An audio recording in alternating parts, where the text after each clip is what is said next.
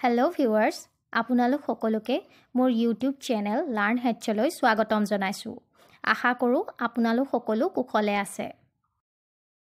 Viewers সকল, APSC Soil Conservation Ranger syllabusৰ 7 number point অনুসৰি এনভাইৰনমেন্টাল প্ৰটেকচনৰ লগত জড়িত ইন্টাৰনেশ্যনেল পলিচিজ সমূহৰ বিষয়ে প্ৰিভিয়াস ভিডিঅ'ত আৰু এই ভিডিঅ'ত বিতংভাৱে আলোচনা কৰা হৈছে।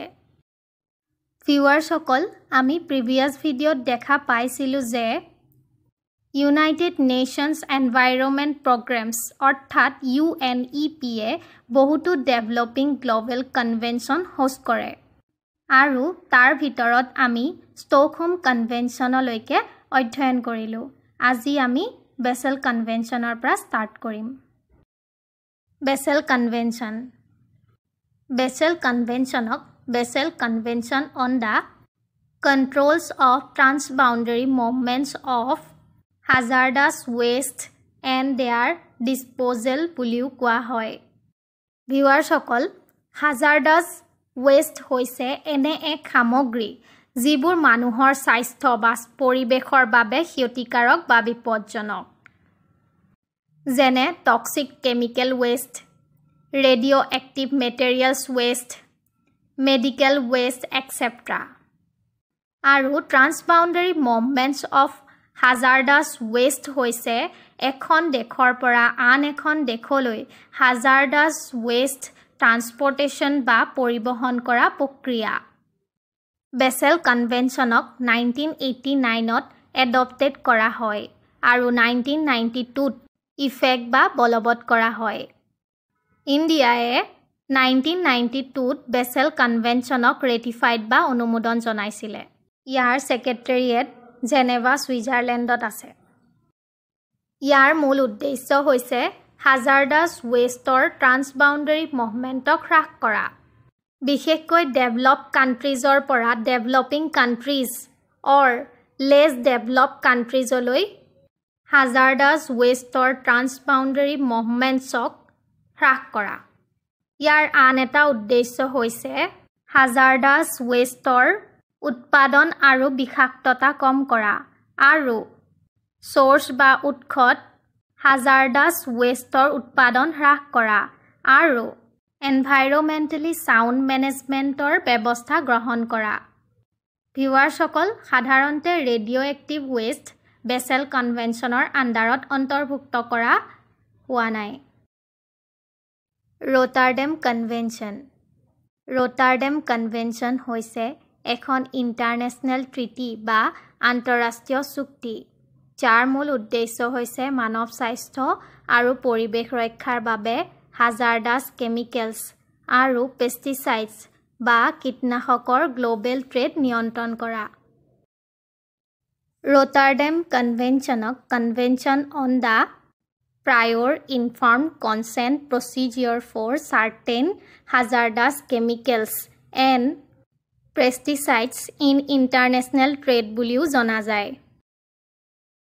ইয়াক 1998ত নেদাৰলেণ্ডৰ ৰটাৰডেম চহৰত গ্ৰহণ কৰা হৈছিল আৰু 2004ত কাৰ্যকৰী কৰা হয়। ইণ্ডিয়ায়ে ৰটাৰডেম কনভেনচনত 2006ত জইন কৰিছিলে। ৰটাৰডেম কনভেনচন হৈছে লিগেলি বাইণ্ডিং মাল্টিলেটাৰেল ট্ৰিটি অৰ্থাৎ এই চুক্তি আইনগতভাৱে বাধ্যতামূলক।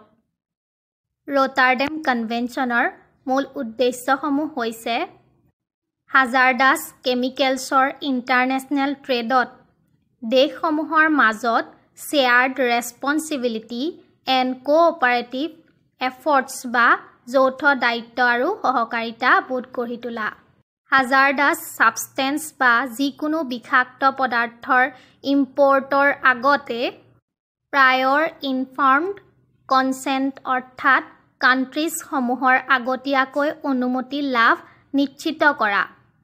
ৰটাৰডেম কনভেনচনৰ আন এটা মূল উদ্দেশ্য হাজাৰ্ডাছ কেমিকেলছবোৰৰ গুণাগুণ সম্পৰ্কে ইনফৰমেশ্যন এক্সচেঞ্জ বা কাণ্ট্ৰিজসমূহৰ মাজত তথ্যৰ আদান প্ৰদানৰ ব্যৱস্থা কৰা, যাতে সুৰক্ষিত আৰু পৰিৱেশসন্মত ব্যৱহাৰ সম্ভৱ হয়।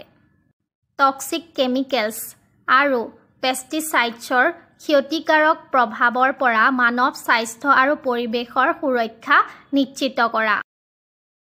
ভিউৱাৰসকল, এতিয়া আপোনালোকক প্ৰায়ৰ ইনফৰ্মড কনচেণ্টৰ বিষয়ে কেইটামান ইম্পৰ্টেণ্ট ইনফৰমেশ্যন দি থ'ব বিচাৰিছোঁ।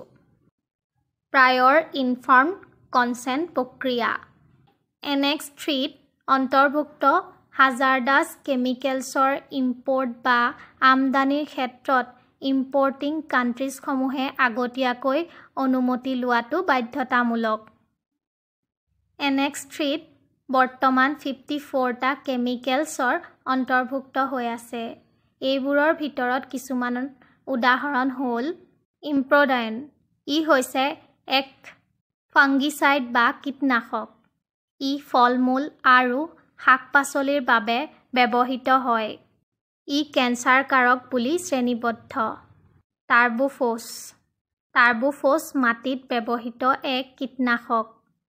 মাকৈ বা গোমধান, আলু এক্সেট্ৰাত ব্যৱহৃত হয়। ই একুৱাটিক জীৱৰ বাবে বিষাক্ত। ইণ্ডিয়াই ইয়াৰ ৰপ্তানি কৰে আৰু ই প্ৰায়ৰ ইনফৰ্মড কনচেণ্টত অন্তৰ্ভুক্ত। কাৰ্বছলফান আৰু ফেনথিয়ন ৰিচেণ্টলি এনেক্স 3ত অন্তৰ্ভুক্ত কৰা হয়। ভিউৱাৰসকল, আমি BRS কনভেনশ্যন অৰ্থাৎ বেছেল, ৰটাৰডেম, ষ্টকহোম সকলোবিলাকৰ বিষয়ে অধ্যয়ন কৰিলোঁ। এতিয়া আমি UNEPৰ মিনামাতা কনভেনশ্যন অন মাৰ্কিউৰীৰ বিষয়ে অধ্যয়ন কৰিম। Minamata convention on mercury. Minamata convention 2013ত এডপ্ট কৰা হৈছিল আৰু 2017ত ইফেক্ট বা বলৱৎ কৰা হৈছিল। ভাৰতে এই সন্মিলনক 2018ত ৰেটিফাইড বা অনুমোদন জনাইছিল। এই সন্মিলনৰ উদ্দেশ্য হৈছে মানুহৰ দ্বাৰা সৃষ্টি হোৱা মাৰ্কিউৰী এমিছন আৰু মাৰ্কিউৰী ৰিলিজৰ পৰা মানুহৰ স্বাস্থ্য আৰু পৰিৱেশক সুৰক্ষা প্ৰদান কৰা। 1950 আৰু 1960ৰ দশকত জাপানৰ মিনামাতা উপসাগৰত এটা ভয়ংকৰ দুৰ্যোগ ঘটিছিল। তেতিয়া মিনামাতা উপসাগৰৰ মানুহে অদ্ভুত আৰু ভয়ংকৰ ৰোগৰ লক্ষণ অনুভৱ কৰিবলৈ আৰম্ভ কৰিছিল। মাছমৰীয়া, তেওঁলোকৰ পৰিয়াল আৰু মাছৰ ওপৰত নিৰ্ভৰশীল লোকসকলে হাত-ভৰিত অসাৰতা, খোজ কঢ়া আৰু দৌৰাৰ অসুবিধা, চকু, কাণ আৰু গিলাৰ সমস্যাৰ সন্মুখীন হৈছিল। বহুতে এই ৰোগৰ ফলত প্ৰাণ হেৰুৱাইছিল। এই ৰোগৰ নাম দিয়া হৈছিল মিনামাতা ৰোগ। ইয়াৰ কাৰণ আছিল মিথাইল মাৰ্কাৰী। ই এটা অতি বিষাক্ত ৰাসায়নিক পদাৰ্থ যিটো উপসাগৰৰ মাছ আৰু শামুকত জমা হৈছিল। কাৰখানাৰ পৰা নিৰ্গত মাৰ্কাৰীয়ে পানী দূষিত কৰিছিল আৰু খাদ্য শৃংখলৰ জৰিয়তে এই বিষ মানুহৰ শৰীৰত প্ৰৱেশ কৰিছিল। মিনামাতাৰ এই দুৰ্যোগে পৰিৱেশ প্ৰদূষণৰ ভয়ংকৰ পৰিণতিৰ বিষয়ে বিশ্বক সতৰ্ক কৰি দিছিল। ভিউৱাৰসকল, এতিয়া আমি UNEPৰ মাল্টিলেটাৰেল এনভাইৰনমেণ্টেল এগ্ৰিমেণ্টছ চাইটছৰ বিষয়ে অধ্যয়ন কৰিম। চাইটছ হৈছে এটা ইণ্টাৰনেশ্যনেল এগ্ৰিমেণ্ট যাক convention on international trade in endangered species of wild fauna and flora বুলিও জনা যায়। ইয়াৰ উদ্দেশ্য হৈছে বিশ্বৰ এনডেঞ্জাৰ্ড স্পেচিছ বা বিপন্ন প্ৰাণী আৰু উদ্ভিদৰ ট্ৰেড বা বাণিজ্য নিয়ন্ত্ৰণ কৰি সিহঁতৰ বিলুপ্তি ৰোধ কৰা। 1973ত আমেৰিকাৰ ৱাশ্বিংটন ডিচিত এই চুক্তি গ্ৰহণ কৰা হয় আৰু 1975ত ইয়াক কাৰ্যকৰী কৰা হয়। এই চুক্তি লিগেলি বাইণ্ডিং বা আইনগতভাৱে বাধ্যতামূলক চুক্তি। চাইটছত 2025লৈকে 184টা মেম্বাৰ কাণ্ট্ৰিজ আছে, য'ত 183টা দেশৰ লগতে ইউৰোপীয় সংঘও অন্তৰ্ভুক্ত ইণ্ডিয়ায়ে সাইটছত 1976ত জইন কৰিছিলে